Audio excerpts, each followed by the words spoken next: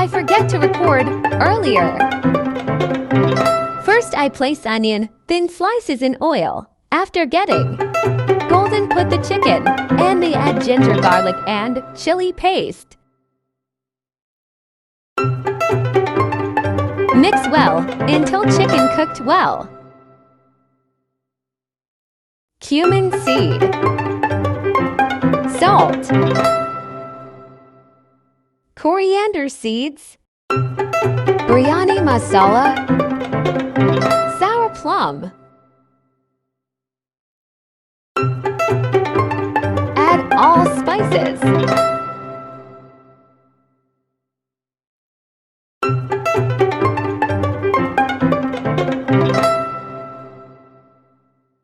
Cook 4 to 3 minutes well.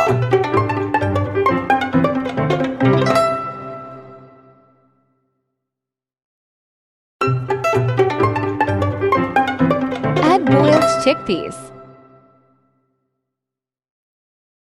Add water until the boil comes. Add rice.